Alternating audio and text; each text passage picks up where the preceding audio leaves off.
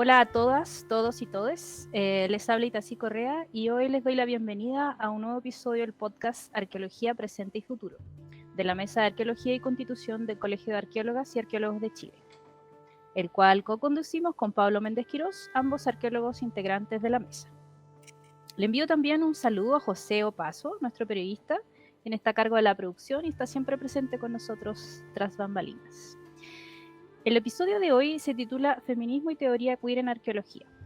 Hemos decidido generar una conversación sobre estos temas, o más bien enfoques, porque consideramos que son paradigmas teóricos que desafían o cuestionan la forma que hacemos arqueología en Chile y el mundo.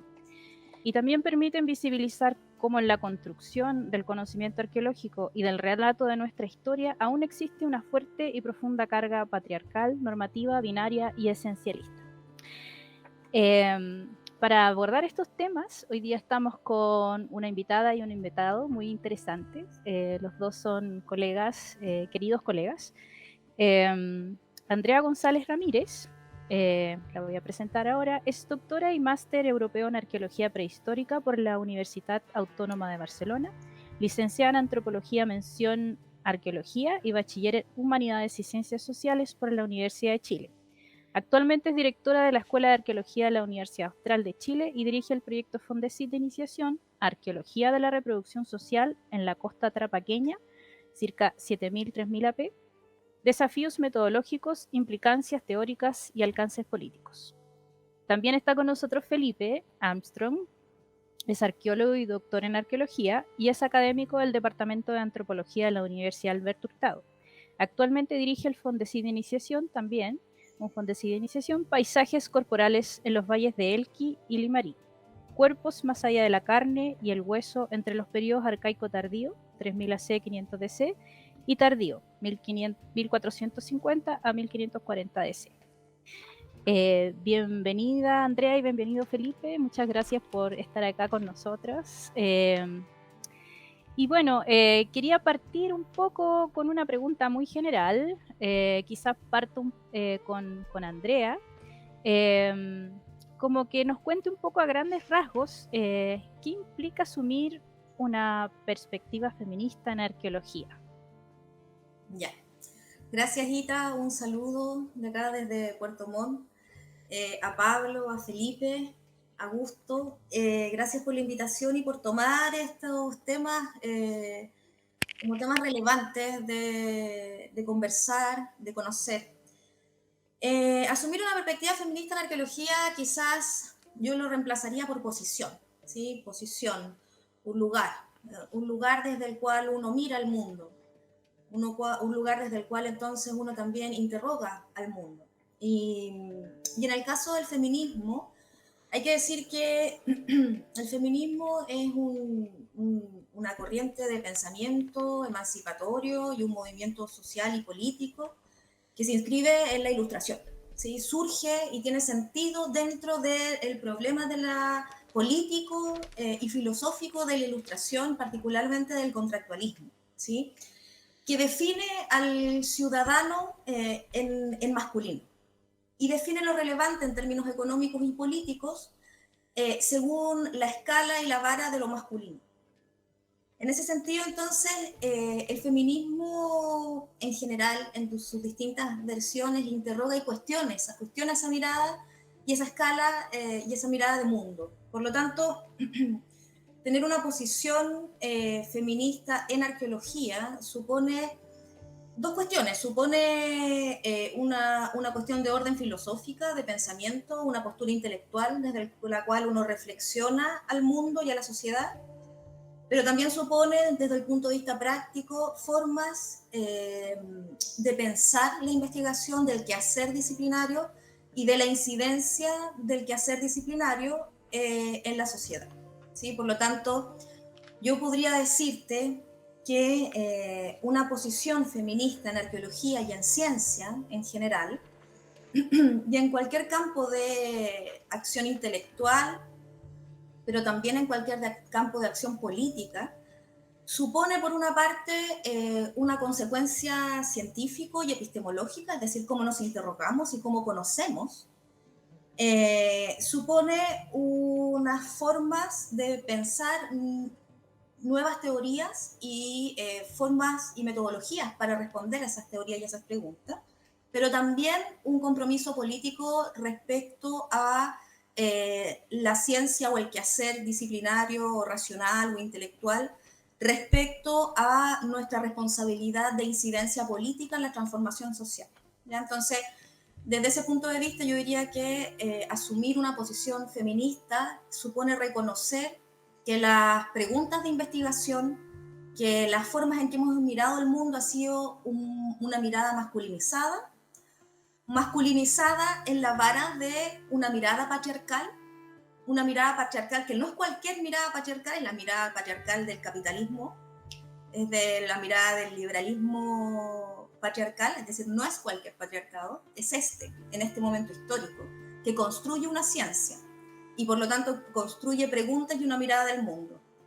Y en ese sentido, asumir una posición feminista naturalmente supone mirar al mundo e interrogarse por cuestiones que no han estado presentes dentro de las preguntas de investigación y que por lo tanto no forman parte del bagaje ni de la producción de conocimiento que hemos tenido hasta ahora. Entre otras cosas, eso supone incorporar nuevos sujetos, u otros sujetos, ¿sí? O problematizar las relaciones entre los sujetos, relaciones sociales que no habían sido vistas como relaciones sociales ni históricas, sino naturalizadas, ¿sí? Y en definitiva, preguntarse por un campo que no estaba presente dentro del imaginario ni dentro de las prioridades de investigación. Y para no extenderme más, eso lo voy a dejar hasta aquí. Voy a darle el paso a Felipe.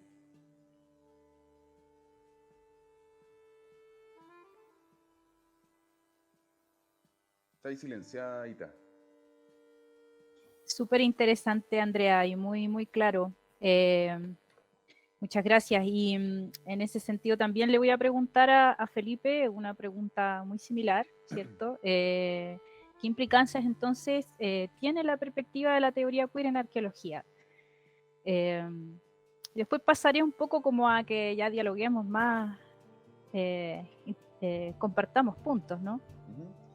Sí, gracias Ita, Pablo, José por la invitación y a la Andrea también pues, para este diálogo, a ver cómo resulta.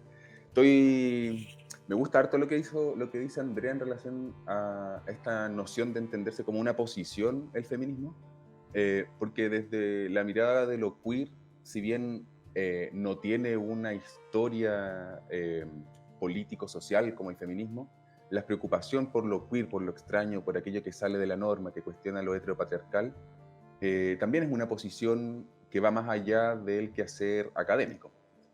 En gran medida, lo que hoy día conocemos como teoría queer nace de revueltas de travestis fundamentalmente, personas trans, ¿cierto? Que empiezan a pensarse desde los márgenes, ¿ya? Usualmente también mujeres negras, ¿cierto? Entonces, en el fondo, hacer arqueología queer o las implicancias que tiene, creo que se asemeja bastante a lo que dice Andrea respecto del feminismo, en el sentido de que supone nuevas formas de habitar este espacio de la producción de conocimiento, ¿ya? Y ese habitar este espacio es un habitar desde nuestras propias historias, desde nuestra posición justamente como sujetos que estamos en un espacio que no sería el centro, ¿cierto? No sería el centro de este heteropatriarcado, sino desde las periferias. Y en ese sentido, entonces, me parece que las implicancias de hacer una arqueología queer o algo que se le asemeje, ¿cierto? Es abrir el espacio a considerar aquellos aspectos que han estado históricamente marginalizados. Y digo aspectos y no necesariamente sujetos o identidades, porque creo que la teoría queer nos permite pensar no solo las relaciones entre sujetos, sino que también las formas como estamos haciendo arqueología y cómo nos relacionamos, por ejemplo, con la materialidad arqueológica. Y en ese sentido, entonces, lo queer, o lo que a mí más me convoca, ¿cierto?, de esta propuesta es cuestionarnos las naturalizaciones que tenemos, que nos hemos dado como sociedad, que son históricas, que sabemos que son históricas, pero que muchas veces las entendemos como naturales, una de ellas, que es el ejemplo clásico en este tipo de discusiones sobre lo queer, la familia, ¿cierto? El concepto de familia, que yo sé que también Andrea lo ha estado discutiendo harto desde el feminismo, porque justamente son estos elementos que constituyen lo social los que estamos de alguna manera desarmando para entender unas sociedades, para entender sociedades que son, primero, distintas a la nuestra, y segundo, creo que, y aquí creo que hay el rol más político de la arqueología, para imaginarnos otros futuros. Y en ese sentido me parece que una mirada, una posición queer, lo que nos permite es repensar, por una parte, la producción del conocimiento, el impacto que ese conocimiento tiene en la sociedad contemporánea y eventualmente generar modelos o líneas que nos permitieran generar cambios en la forma en la que nos entendemos a nosotros mismos, pero también al pasado. Y en ese sentido, entonces, creo que la arqueología queer cumple un rol súper interesante en términos no solo teóricos, sino también metodológicos y epistemológicos también. Es decir, desde dónde estamos construyendo el conocimiento y quiénes lo construyen. Y por eso me gusta el concepto de estar posicionado desde un lugar. Esto no quiere decir, que es algo que me preguntan a veces, si es que, por ejemplo, la arqueología queer solamente la tienen que hacer personas de las disidencias sexuales. No. Una arqueología feminista, personalmente creo que tampoco necesariamente tienes que ser mujer para hacer arqueología feminista. El tema es cómo te posicionas tú como sujeto, ¿ya? Entonces, en el fondo, creo que las implicancias de la arqueología queer, o de lo queer en arqueología, es un poco venir a desordenar el gallinero de las estructuras, de las normas que nos hemos metido tan radicalmente en la cabeza, y cuestionarlo todo en el fondo. Sin necesariamente tener muchas respuestas. Y en ese sentido creo que lo queer es bastante posmoderno, en ese sentido. Y quizás después podemos discutir un poquito más de eso. Sí, en ese sentido también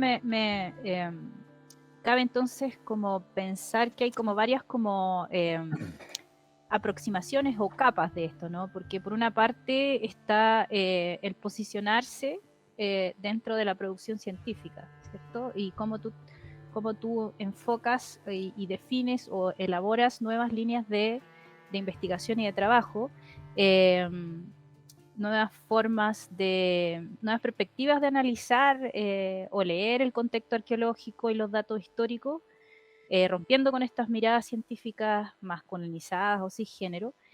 Pero por otra parte también no son áreas que yo me maneje en específico, pero uno debate con colegas y escucha o lee, y también está a veces como por ejemplo, una arqueología feminista sería una arqueología de cómo se configuran desde el análisis de la cultura material las mujeres, o en el caso de una arqueología queer, de las disidencias sexuales, sus espacios de vida en el pasado o en otros contextos desde el análisis de la cultura material. Entonces como que están estas dos, bueno, no son aspectos como dicotómicos, ¿cierto? Creo que al fin y al cabo una cosa no excluye la otra. Pero en ese sentido, ¿cómo ven ustedes los puntos como en común entre ambos enfoques? Sí, yo tengo la impresión que han habido tendencias, las redes sociales se han convertido en una plaza pública muy intensa. Entonces tengo la impresión que se ha establecido una falsa tensión entre la crítica queer o el pensamiento queer. Yo tampoco soy especialista, pero he leído a la Butler, por supuesto, y sé que hay mucho más, pero pensando en Judith Butler, tengo la impresión que tanto cierto feminismo como o se ha instalado una cierta tensión entre la teoría queer y el feminismo. Porque de alguna manera el movimiento queer estaría como invisibilizando un sujeto concreto, histórico y importante en términos de cuerpo, en fin. Sin meterme en ese rollo en este momento, creo que una de las discusiones que está bien atravesada ahí en esa, a mi juicio, falta esa atención, es el asunto que ocurre en los movimientos sociales, ¿sí? Que no es exactamente lo mismo que acontece esto es una hipótesis, no la he elaborado bien, pero que no es exactamente lo mismo que ocurre cuando uno está planteando o uno está pensando y está proponiendo una reflexión teórica. Por mucho que eso tenga un impacto en los movimientos sociales o quiera darle un impacto político, finalmente la lectura y la resignificación que hacen los movimientos sociales excede a la formulación original. Y desde ese punto de vista tengo la impresión de que esa falsa tensión se ha dado más bien en ese ámbito. Aun cuando podemos discutir elementos teóricos o intelectuales, categorías, en fin. Con todo, yo diría que entonces en contra de eso, ¿no? de esa como aparente tensión por la eventual cancelación del sujeto mujer, tengo la impresión que tanto la teoría queer, ¿no? estudiada más en profundamente o tomada más en serio, ¿no? o más, quizás más cercana a las formulaciones de sus autoras y autores, tienen en común con el feminismo y con otros pensamientos emancipatorios poner en cuestión el orden de las cosas a raíz de las condiciones de existencia que experimentan los sujetos, ¿sí? Y en ese sentido es innegable desde todo punto de vista, que tanto las mujeres como categoría histórica, a mí me gusta entenderla como una categoría histórica, ¿sí? A raíz de un hecho fisiológico, ya podemos entrar en eso, pero que es una categoría histórica, tiene unas condiciones de existencia de subordinación, explotación, ¿no? que comparte con otros colectivos, digamos, ¿no? Entonces, aquí creo que hay que ser súper enfático. Me parece que una de las cosas que comparten de manera interesante, primero es esa constatación, ¿no? La constatación de las condiciones de existencia que atraviesan a quienes lo piensan, que piensan en queer, que piensan en feminismo, que practican, etc. Y por lo tanto también las subjetividades que están implicadas en ello. Y con subjetividades no quiero necesariamente hablar de identidades, ¿sí? Las subjetividades pueden ser son construcciones sociales enormes, ¿no? De hecho, pensemos en la subjetividad de la maternidad. La identificación de la maternidad con la feminidad que experimentamos las mujeres a nivel histórico es una construcción y una producción histórica y social, ¿no?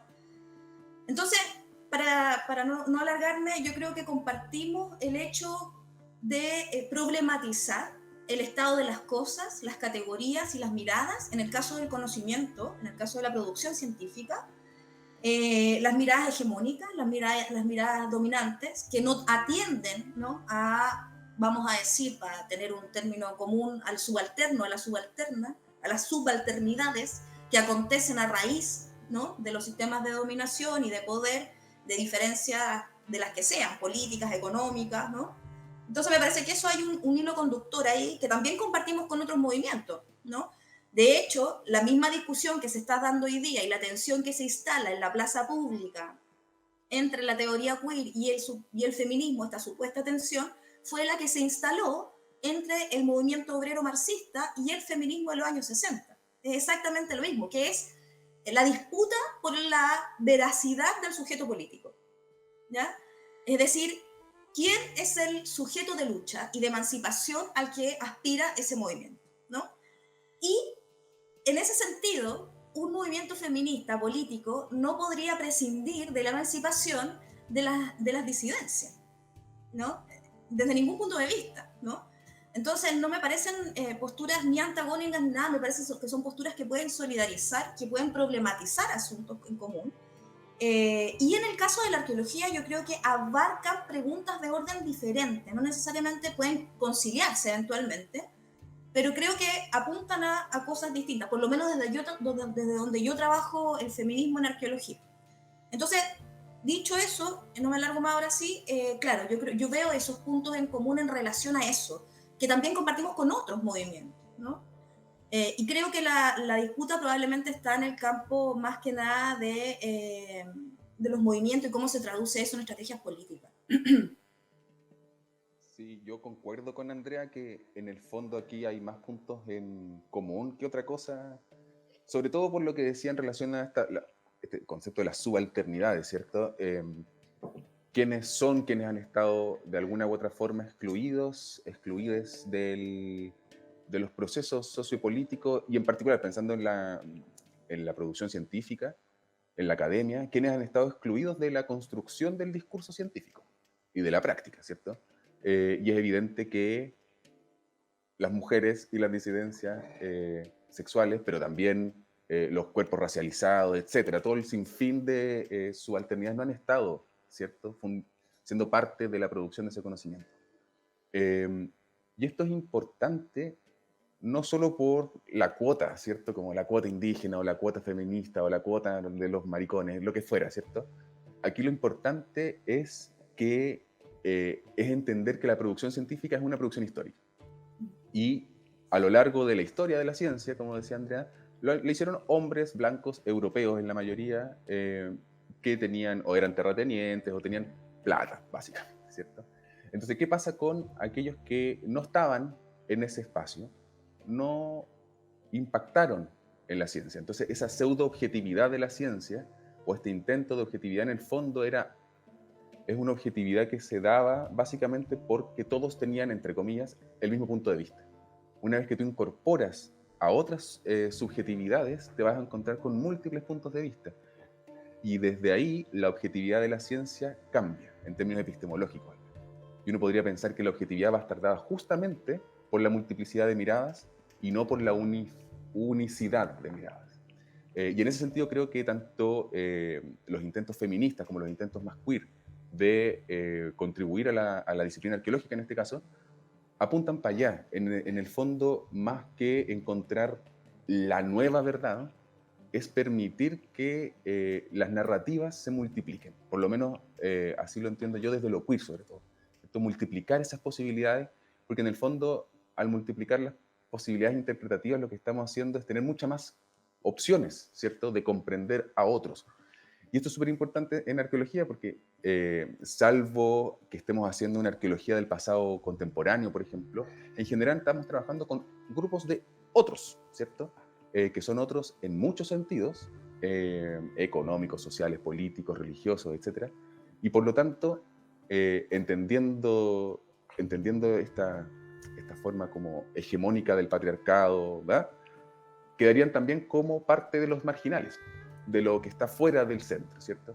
Entonces me parece que estas teorías que nos invitan a pensar desde fuera hacia adentro son tremendamente útiles para pensar a aquellos grupos que están esencialmente fuera del centro del patriarcado capitalista, ¿cierto? Y por lo tanto nos invita a cuestionarnos de nuevo aquello que está normalizado y por lo tanto incorporar esas otras miradas, visiones y también experiencias de quienes habitamos el mundo de una perspectiva y de una posición diferente. Entonces creo que hay harto en común. Y en relación a lo que preguntaba Ita antes sobre esta como, primero una cosa como más bien epistemológica de cómo se interpreta el registro arqueológico y otra que sería como estudiar a las mujeres, estudiar a las disidencias, creo que también hay algo ahí.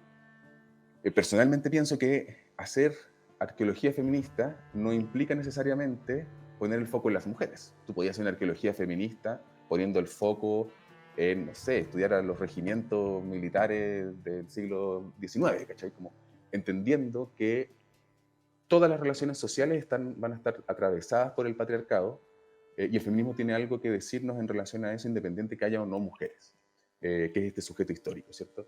Y en el caso de lo queer es lo mismo, tampoco no necesitamos que haya disidencias sexuales en el pasado para poder hacer una arqueología queer. En ese sentido yo no creo que vayamos a ir a buscar a las travestis, a las lesbianas, a los homosexuales en el pasado, porque esas categorías son propias nuestras. Y por lo tanto lo que podemos hacer desde lo queer es cuestionar todo aquello que lo vemos como natural para que en el caso del registro arqueológico nos muestre otras realidades. De alguna manera es desprejuiciarse y dejar lo anormal como algo que no hay que mirar, sino ir y mirarlo a la cara y ver qué sale de ahí.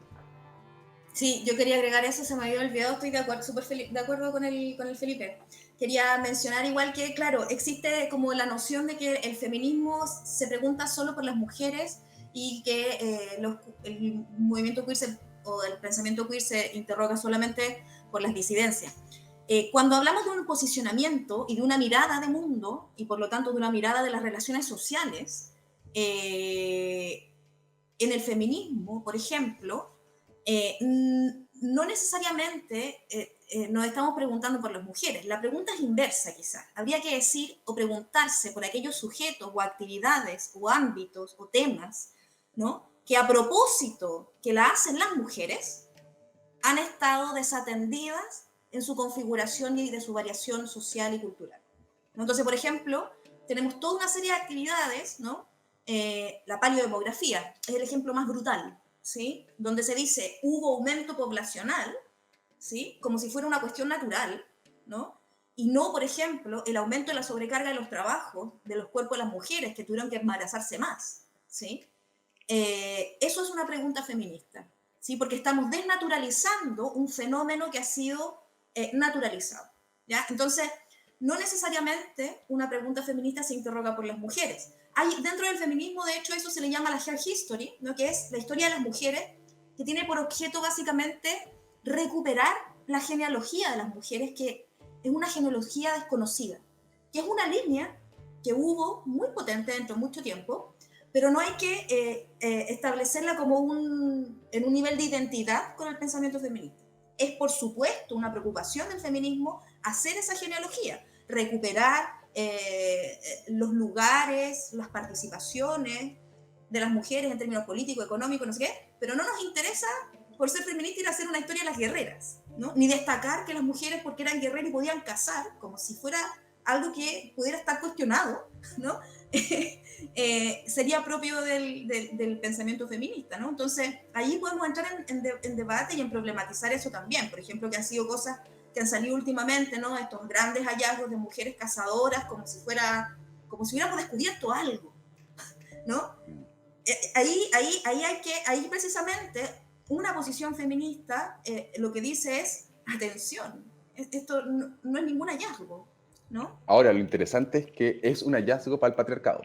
Por supuesto, sí, claro. Porque ahí está justamente la naturalización. Po. Está tan naturalizada la idea de que las mujeres no cazan, porque tienen que estar en la casa dando leche y recolectando semillas cerca de la casa, que encontrar una resulta como Pachacuti, ¿cierto? Como que se te da vuelta al mundo, y cómo lo interpretamos esto, debe ser un entierro ritual, probablemente nunca casó, pero le regalaron la certo. Sí, pues. Y además está en la escala de valores del patriarcado, porque casar es importante, barrer no. Claro. ¿Cachai? Entonces, si encontráis una mina que tenía un canasto ahí con los... No es importante. No es importante. A pesar de que ocupamos vegetales todos los días, no es importante. Pero sí es importante cuando la mina la encontramos con una lanza y no sé qué. Entonces, ahí es súper interesante ese caso. Ese caso que salió hace poquito, creo que el año pasado. Es súper interesante mirarlo desde este punto de vista, hacer un análisis, porque es muy, muy emblemático. Es emblemático, claro. Sí, se vuelve como emblemático, pero también desatiende todo lo que tú estás señalando de cómo estudiar en general, una diversidad de contextos varios, distintos, lo que ustedes dos han señalado.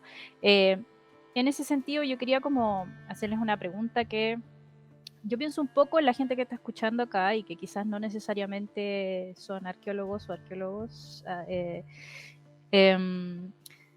Entonces, ¿cómo y aterrizarlo un poquito a un caso de estudio o a una situación de estudio, ¿cierto? Yo sé que un poco ya lo han esbozado, de cómo, por ejemplo, quizás revisitar algunos ya datos que ya existen a veces sirve, ¿cierto? Donde estas nuevas perspectivas nos permiten como refinar el entendimiento de lo que pasó, del contexto en sí, o donde este ángulo permitió afinar mejor el fenómeno que tú estás estudiando. Si tú estás estudiando los cazadores recolectores en la costa de Chile, etcétera, o cómo estas perspectivas nos permiten como enriquecer esto, o quizás, porque yo creo que la pregunta que la gente se hace y que me hago yo un poco también es concretamente cómo lo veo en la materialidad. Creo que esa es como, yo sé que es como un poco puntúa la pregunta porque implica que ustedes tengan que revisitar algún caso que hayan estudiado, pero creo que es súper ilustrativo para la gente que nos escucha que quizás como se ejemplifique esto, ¿no? Porque no sé si se entiende. ¿Lo yo? Ya. ¿Sí? Ya, oye, primero, bueno, felicitar al Felipe por el Fondo de Citinización. Creo que fuimos adjudicados. Y está súper bueno, es un súper buen síntoma. Yo me acuerdo que el primer proyecto que postulé, que fue un fondo de postdoctorado el 2016, yo dije, lo postulé así, dije, jamás pensando en que me lo iba a adjudicar, porque era explícitamente feminista. Entonces fue una sorpresa y esto, bueno, me confirma que estamos haciendo buena investigación también, porque se valora. Y además he visto, Felipe, que vas a estar con el arcaico, entonces tendremos que conversar.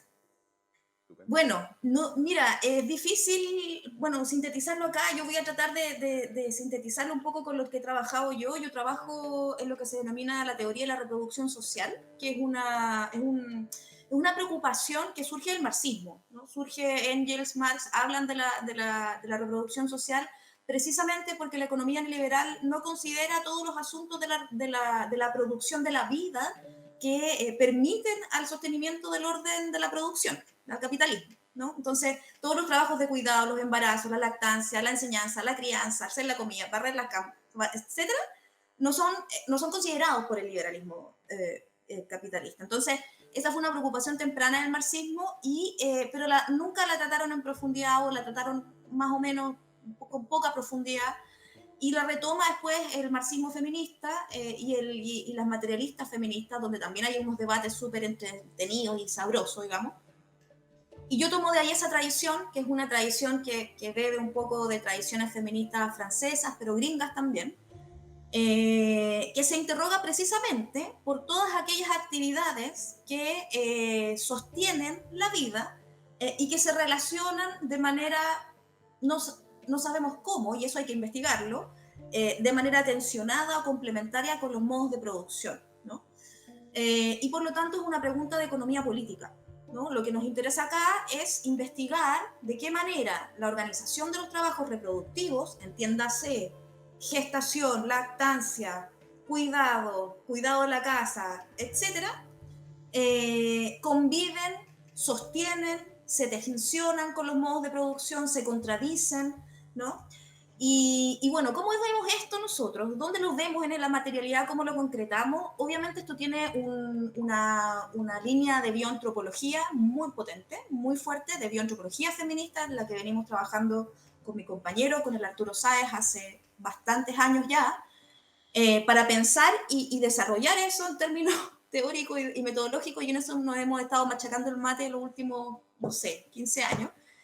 Y hemos tenido estos resultados en donde precisamente también problematizan las miradas y las categorías de la bioantropología, ¿no? Entonces, lo que hacemos es mirar cuerpos, mirar ajuares, porque en el ajuar y en el contexto funerario es una representación social, ¿no? Eso nos permite entender cómo se asignan, ¿no? Cómo se asignan eh, ideas, normas, y cómo eso se condice con la materialidad y, lo voy a decir así, la verdad del cuerpo, la verdad del cuerpo que trabaja.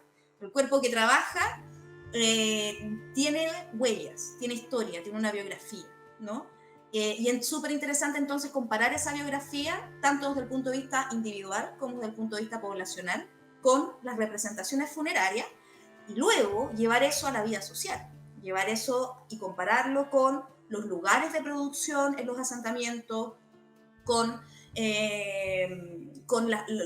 los modos de producción de alimentos o de obtención de alimentos en el caso de cazadores recolectores. Entonces, se trata de una investigación bien global en términos materiales.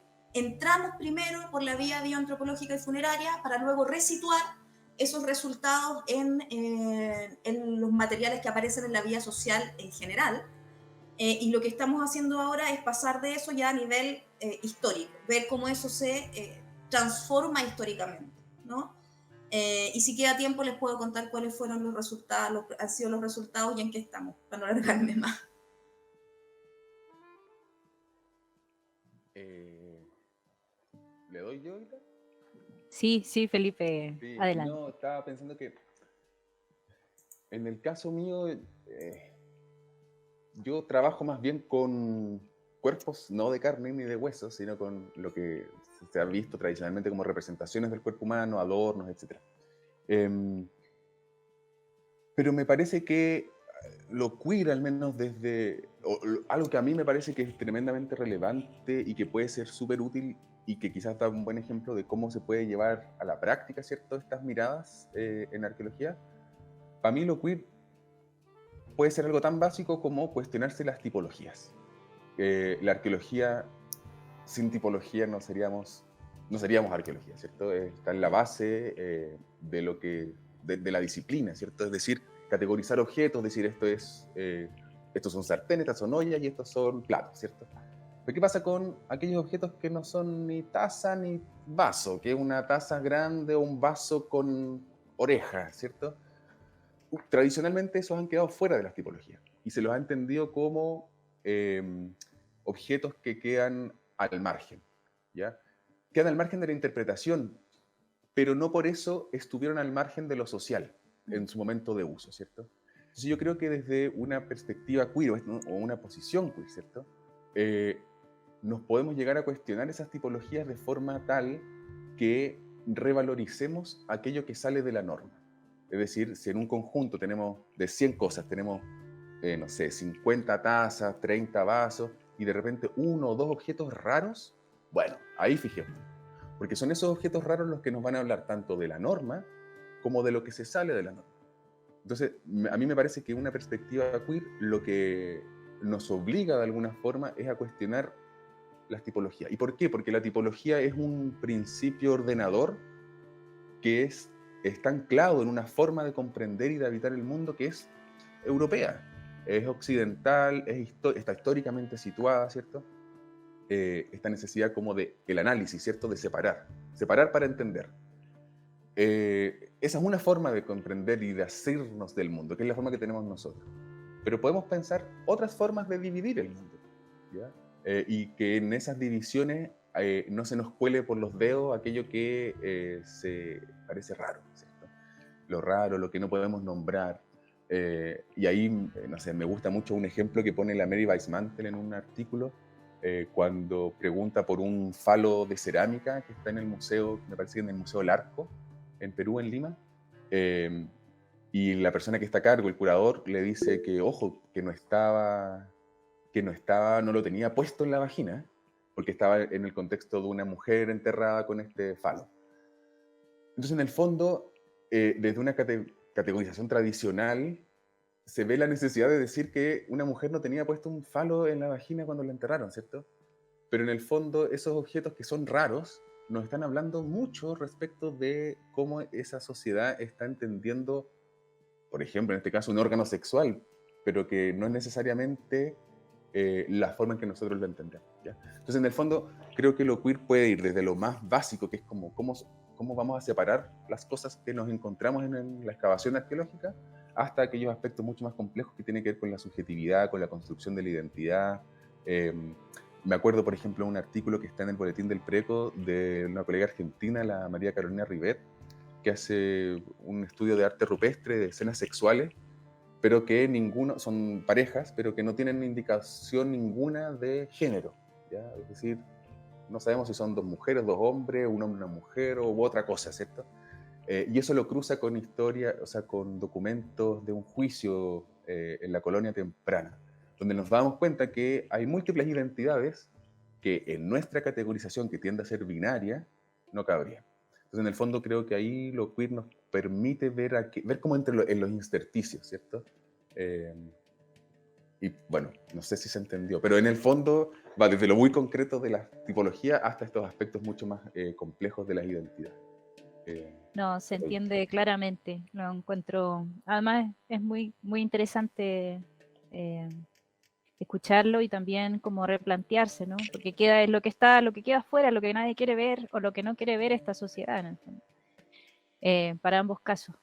Bueno, Felipe Armstrong, Andrea González Ramírez, les damos la gracia por estar aquí, por conversar con nosotros y lamentablemente tenemos que ir cerrando el episodio.